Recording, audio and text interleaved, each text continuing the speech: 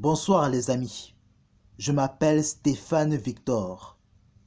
Je suis auteur d'un premier chef-d'œuvre issu d'un nouveau genre littéraire qui porte le nom de la fiction quantique, qui est un nouveau genre littéraire qui décrit le progrès, l'évolution des paradigmes et l'apparition des nouveaux qui feront évoluer le comportement humain et interagiront avec l'homme intégré dans cette même société humaine dans un futur proche.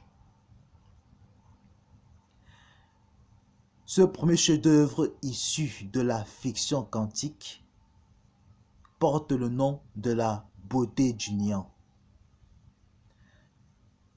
Je vous ai fait la lecture de la deuxième partie du premier chapitre de ce premier chef-d'œuvre issu de ce nouveau genre littéraire la semaine dernière. Cette semaine, aujourd'hui, je vais vous en faire la lecture de la troisième partie. Allons-y. Il manifestait sa joie à l'idée de s'imaginer la réaction de celle-ci lorsqu'elle ne le voyait pas venir sur Citizen Park, en l'entendant comme une vraie sotte devant ses quatre lascars, à la fois amusés de la situation, mais aussi choqués. Surtout Jeff. Daniel se plaisait à imaginer d'autres plans tordus pour torturer psychologiquement son amie Samantha. Il prenait vraiment son pied, cet enfoiré. Joe, lui, les potes l'appelaient Jack LaMotta.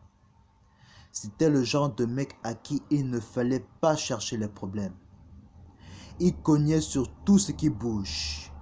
Il pouvait entrer en conflit avec n'importe qui, pour rien, sans aucune raison. Avec Jeff, il cherchait toujours à avoir le dernier mot. Il avait un avis sur tout. Il critiquait à chaque bout de champ. C'était monsieur le négatif par excellence. Il fallait toujours qu'il cherche la bagarre quelque part. Il aimait ça. Les disputes, les querelles, les différends et les sports de combat. Il attaquait verbalement ses camarades sans aucune justification. Il voulait attirer les autres par la violence, des paroles verbales à l'extrême. Pendant les heures de pause de récréation, il prenait un type au hasard et commençait à l'insulter. S'il ne réagissait pas, il lui lançait un bout de gomme. S'il restait toujours aussi taciturne, Joe le suivait, le causait, lui lança quelques petites attaques verbales, dans le but de l'inciter à la violence, et lui faisait des croche-pattes de telle sorte que le reste des autres élèves du bahut se foutent de la gueule de la personne dont il venait juste d'agresser. Lorsqu'il tombait sur des gros durs ou sur des personnes qui réagissaient et ne se laissaient pas faire, cela pouvait se terminer en match de free fight MMA de moins de 18 ans.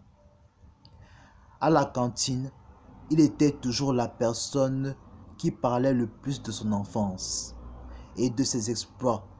Il leur racontait la façon dont il mettait la tête d'un enfant du voisin dans la cuvette des toilettes lors des samedis après-midi dans lesquels sa famille était invitée par ce même voisin à participer à une ambiance festive de barbecue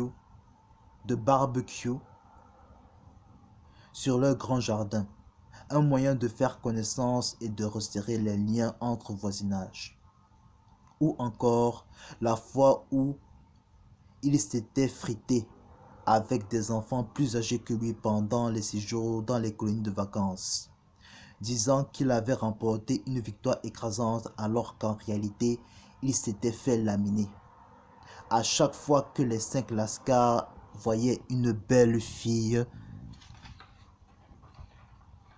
aguicheuse avec sa bande de copines, il se vantait devant eux qu'il arriverait à les séduire avec beaucoup de facilité.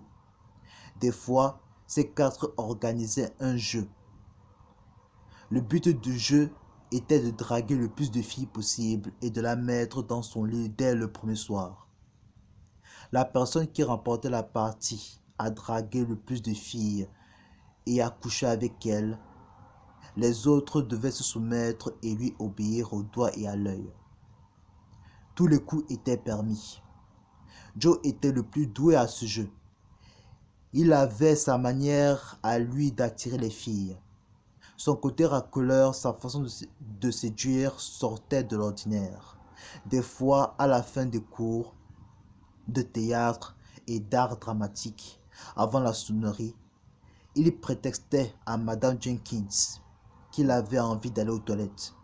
Sur place, il prenait un seau d'eau, la remplissait, prenait un produit de détergent de cirage de sol dans les locaux des produits d'entretien du lycée, dont il déverrouillait les serrures fermées à double tour.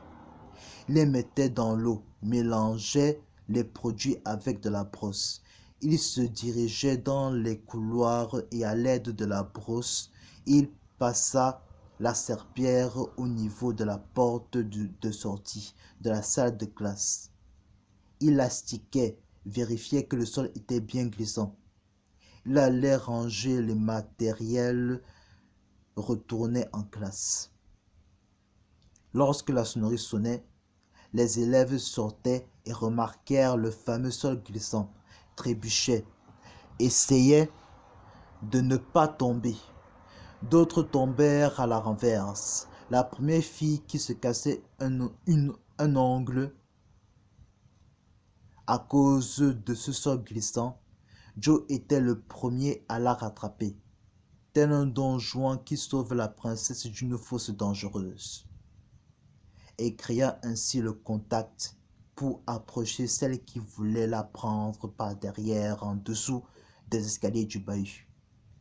Il disait que c'était de la faute de la femme de ménage, qui ne faisait pas correctement son travail.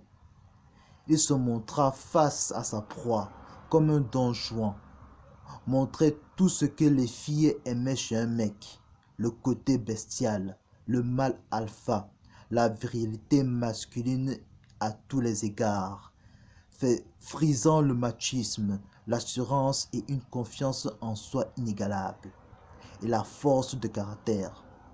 Sa stratégie marchait. Les filles sortaient de chez lui, des vêtements, excusez-moi, j'ai fait une faute de lecture, je vais reprendre la partie s'il vous plaît.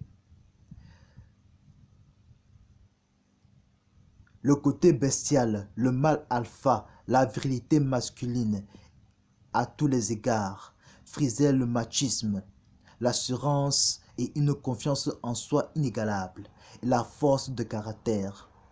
Sa stratégie marchait. Les filles sortaient de chez lui discrètement dans les oreilles tardives nocturnes entre 2h et 3h du matin. Les cours du bahut reprenaient à 8h. Il attaquait aussi les filles qui étaient en couple, fricotaient, flirtaient et s'amusaient avec leurs petits amis. Ce qu'il faisait, c'était d'inviter l'un d'eux à venir prendre un verre de cola, de soda, avec sa bande de 4 lascars. Pendant qu'il sympathisait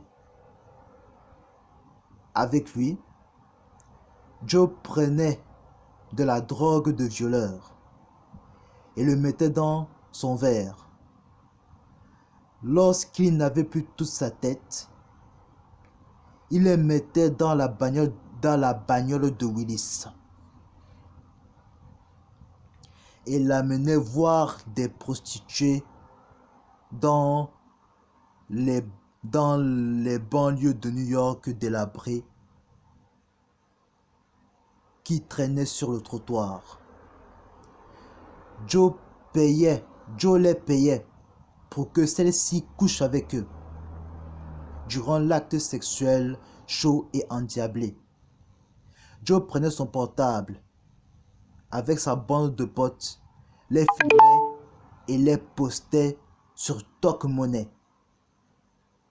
le nouveau réseau social préféré des jeunes devant Facebook, créé par Marsha Loren il y a 2 ans de cela. C'est tout pour cette troisième partie du premier chapitre de La beauté du néant, issu de ce nouveau genre littéraire qui porte le nom de la fiction quantique. D'ici là, je vous donne rendez-vous pour la semaine prochaine de la 4e partie du premier chapitre. Passez une bonne soirée, bonne nuit et à la semaine prochaine. Ciao.